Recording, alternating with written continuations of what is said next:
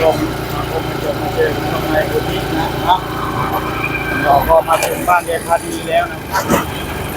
นี้นะครับ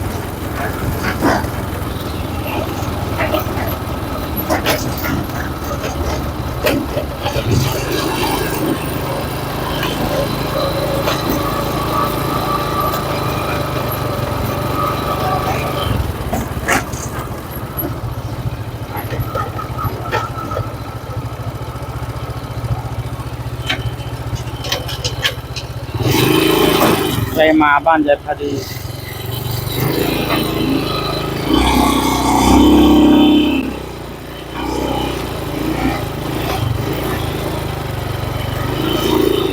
รถของใคร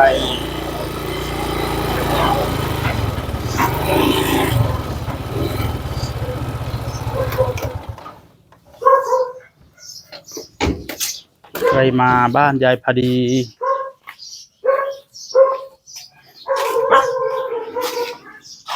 ล็อกประตูบ้านมิดจิรี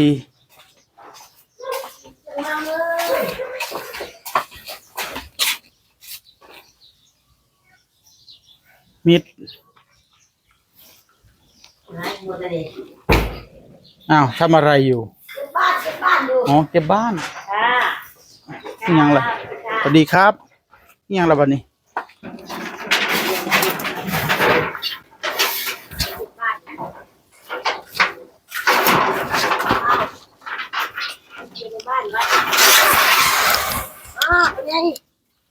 จะมาพ่อมาห่างไกลหันตาแนวใดนี่ครับสวัสดีครับแม่นแนวใดมันแล้ว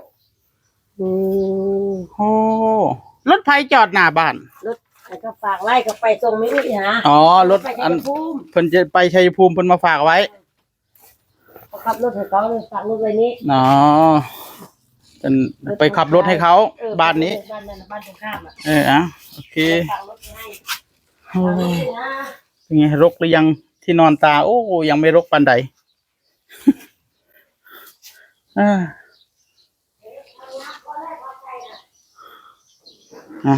ที่นอนของคุณตาก็ดีกว่าเดิมนิดนึงนะตอนนี้ยายพาดีก็กำลังเก็บบ้านอยู่กำลังเก็บอยู่เรื่อยๆอยู่เก็บได้แค่ไหนแล้วนี่ยังไม่ได้เลยโหมาอะไรคือเก่านึกว่าเก็บได้แล้วยังคือเก่าอยู่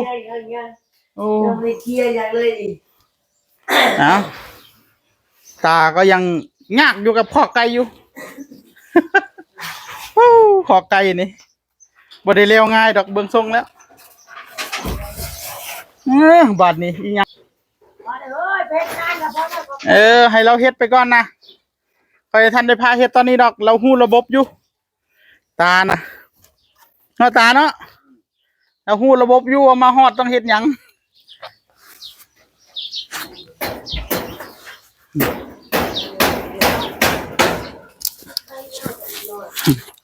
มาถึงแล้วพี่น้องเอ้ยอันนี้เป็นที่วางเกิร์บบูทนะรองเท้าบูทอันนี้ต้องเคลียร์เดี๋ยวให้เพิ่นเคลียร์นะท่านสักพักนี่แหละก่อนที่จะส่งมอบนี่ต้องเป็นระเบียบเรียบร้อยอันนี้ก็เป็นที่ล้างถ้วยล้างจานอย่างดีน้ำไม่พอจากน้ำไปขึ้นข้าวส่วนตาก็เหมือนเดิมนะท่านขันมีตะปูนี่มัดมือก็ได้ขันมีตะปูกับค้อนนี่มัดมือก็ได้บ่ได้มีปัญหาเฮ็ดไปเรื่อยเหนื่อยก็บ่พักจังแมนเฮ็ดไปทั่วทิพย์ทั่วแดนพุ่นน่ะตั้งเสาอยู่พี่อีกบ่นี่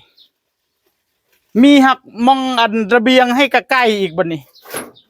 ใส่หลังคาเลยโอ้ใส่หลังคาเลยจะค่ายโอ้โธ่บ่ให้บินขึ้นกอไฟโอ้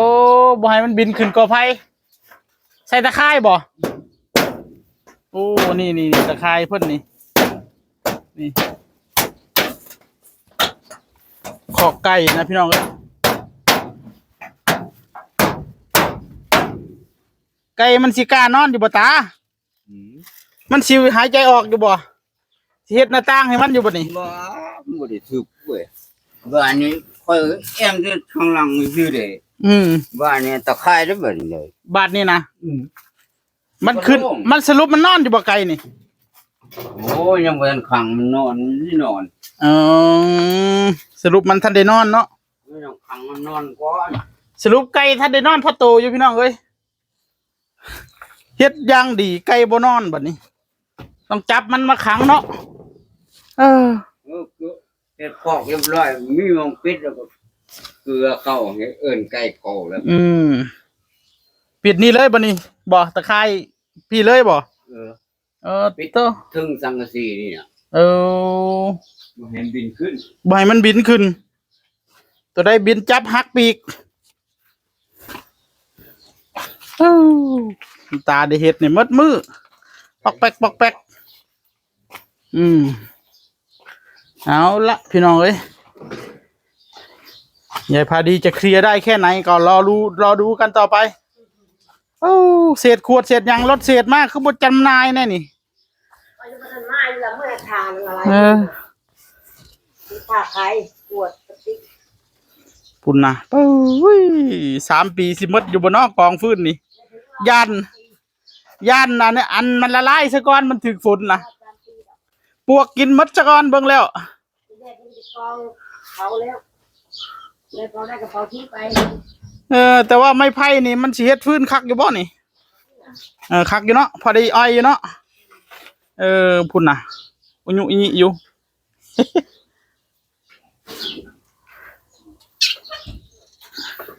บ้าเอาท่อตัวนี้เลยบ่นี่เฮ็ดประตูเฮือนนี่ประตูเฮือนข้างหน้านะเอาท่อนี่ไปสอดใส่นั่นเลยจบเลยนี่บ่ต้องเอาไม้ไผ่เลยนี่บ่จักแล้วมีอยู่บ่ไม้ไผ่ไปหามึงเด้อเยอะแยะไม้ไผ่มื้อนี้ดิเอาตัวที่มันแห้งนี่คักนี่ไปหามาโลดเอามาจาก3-4ตัวนี่ยาวๆได้แล้วมึงจัดการต่อไปตา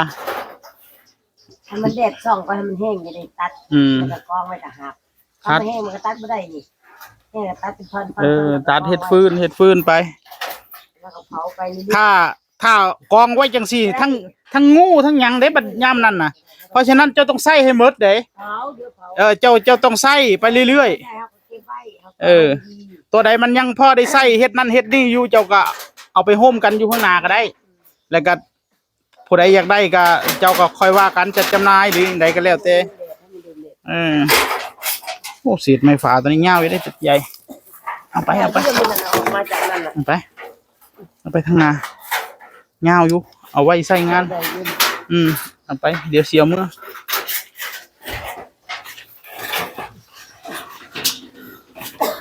ตากะคักปัญญังไปลองเลยกันได้ตะปูแล้วโอ้เห็ดว่ะ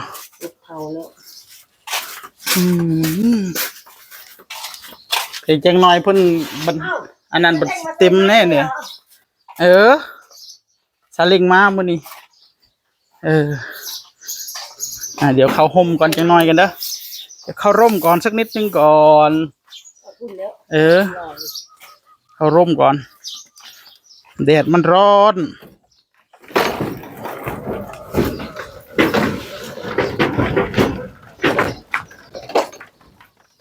ไปใหญ่ว่าสามคนตลอด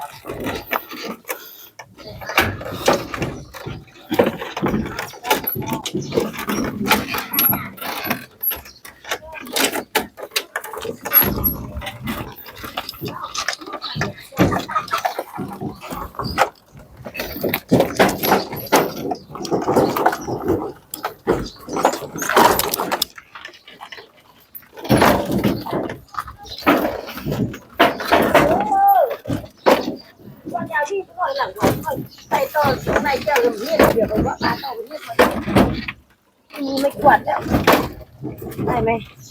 อาจจะออกลอกก่อนเข้าแล้วใส่เวลาใส่อยู่ไปออกเลย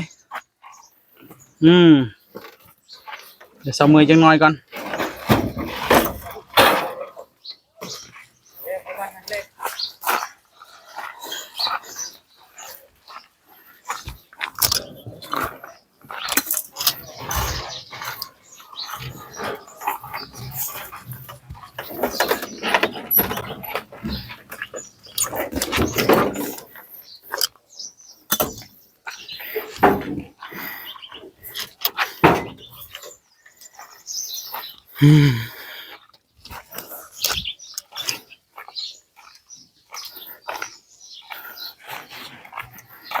นึกว่ายายพอดีโอ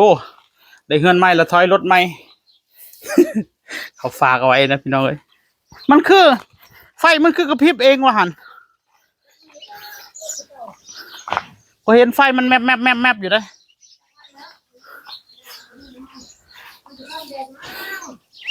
โหไฟดากมันติดบึบอยู่นี่มันห้องมากนี่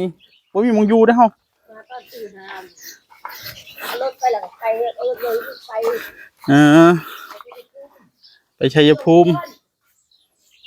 ฝากไว้เท่านี้ทุกท่าน